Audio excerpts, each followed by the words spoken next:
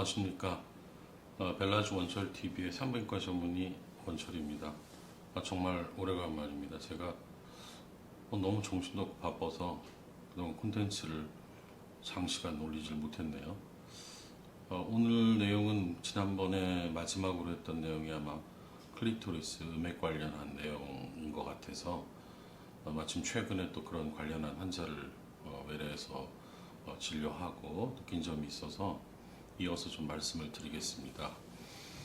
다시 한번 좀 정리를 드리자면은 음액이나 클리토리스 또는 클리토리스의 글랜스라는 음액의 귀두는 여성의 민감한 성 부위입니다. 성관 부위입니다. 남성의 음경과 같고요. 겉에 보이는 거는 아주 일부분에 불과하지만 그 몸통이 안쪽으로 골반 안쪽으로 위치하면서 질과 밀접한 관계를 이루기 때문에 사실은 안쪽에서 직접적인 바깥쪽의 성적 자극도 중요하지만 안쪽에서 우리가 질 오르가즘을 느끼는데도 이 음액 귀두가 중요한 역할을 한다는 것을 전에 말씀드린 적이 있는 것 같습니다. 참고로 제가 필요한 부분은 그런 어떤 해부학적 자료는 제가 쓴 그런 책에 나와 있는 이런 어떤 공식적인 그림이나 이런 거를 옆에 제가 좀 추가하기로 하고요. 오늘 제가 드리고 싶은 말씀은 그러면 음액에 관련해서 그런 성감의 중요한 구조물이면 이러한 음액에 이루어지는 시술들은 과연 어떤 것이 있을까?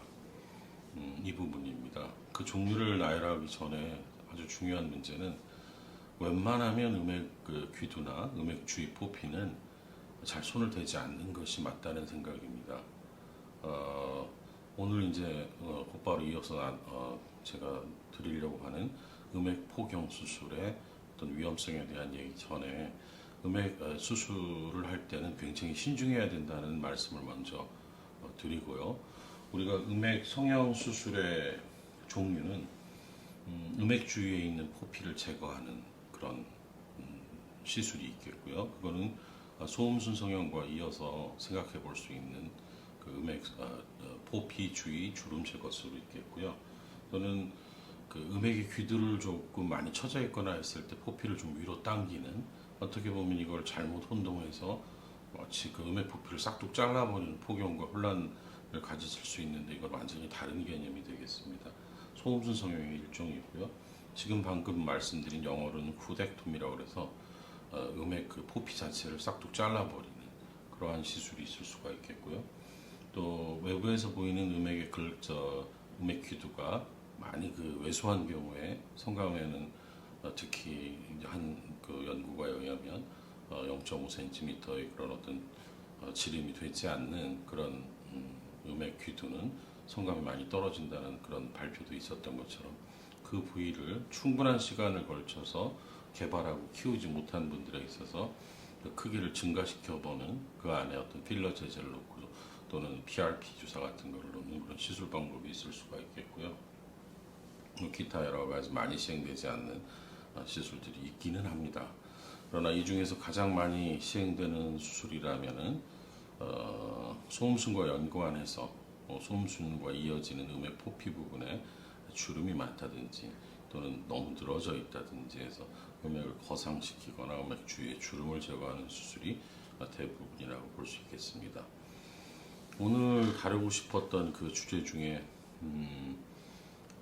음액 포경 수술에 대한 저희 어떤 개인적인 또는 뭐 한 이러한 일을 하면서 충분한 기간 동안 보고 느꼈던 그런 시술의 문제점을 말씀을 드리고자 하는 것은 음액 포피는 꼭 있어야 될 조직입니다. 사실 남성에 있어서 포경이라는 것은 어떤 종교적인 할례의식에 의해서 발전되기도 했고 일부는 음경의 발달이라든지 음경 주위의 어떤 귀두 주위의 감염을 예방하기 위해서 시행되는 찬성하는 분들도 있고 또는 그런 것들로 인한 반대 의견도 있을 수가 있겠습니다. 이보다도 더 특히 음액 주위에 있어서 포피의 역할은 성감을 유지시키고 지속적인 자극을 유지시키는데 굉장히 중요한 구조물이라고 전에 말씀을 드린 적이 있습니다. 예를 들자면 우리가 여기 지금 보이는 이 부분이 소음순이고 음액 귀두가 되겠고 그 위에 둘러싸이는 게 음액 포피가 될 수가 있겠는데요. 어떤 성적인 자극을 함에 있어서 우리가 직접 자극하는 것도 일부분의 자극이 되겠지만 그러한 경우에는 자극의 강도가 잘못됐을 경우에는 오히려 여성에게 성적 통증이라든지 성교통이라든지 불쾌감을 일으켜서 성적 흥분이 지속되지 못하는 경우를 볼 수가 있겠습니다. 가장 좋은 자연스러운 것은 음액 포피, 직접적인 음액 귀두의 자극이 아니라 그 위에 덮고 있는 음액 포피를 통한 간접적인 자극이 되겠고요. 따라서 음액 귀두가 항상 노출되어 있으면 그 덮고 있는 그 조직이 건조해질 수도 있고, 따라서 그렇게 해서는 되지 않는다는 게 제 생각입니다. 근데 일부 좀 잘못된, 이거는 그 뭐 어떤 환자들에게 쉽게 설명하기 위해서나 또는 의사분들 중에 좀 잘못된 생각을 가지고 음액 포경이라는 걸 해서 남자들 그 음경 포경을 하듯이 그쪽을 싹둑 잘라내게 되면 음액 귀두를 덮고 있는 음액 포피에 자연스러운 터치라든지 자극이 성교 중에 발생할 수가 없겠죠. 또 지속적으로 노출되다 보면 건조할 수가 있고, 이건 폐경기 이후에 여성의 건조증과 맞물릴 때는 심각한 결과를 초래할 수도 있다는 점을 여러분들은 다 알고 계실 겁니다. 따라서 음액 포경 수술은 제 개인적인 생각으로는 절대 이루어져서는 되는 수술은 아니고, 음액이 많이 덮여 있다, 그런데 소음순도 많이 늘어져 있다 한다면은 미용 성형의 일종으로서 음액 귀두 상단에 있는 인대 부분을 좀 당긴다든지 아니면 피부 중 부분을 좀 절개를 해서 그 부분을 위로 당길 수는 있으나 포피를 절대 잘라내서는 안 된다는 게 제 생각입니다.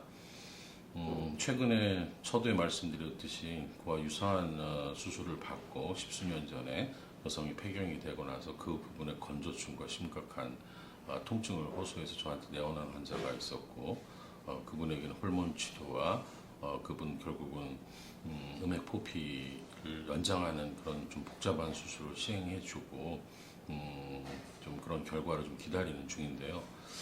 모르겠습니다. 그게 많이 이루어지는 수술이 아니라서 저도 100% 자신을 할 수 없지만 유일한 방법이기 때문에 환자와 충분히 상담하고 결정을 해서 진행을 했던 케이스라고 볼 수가 있겠습니다.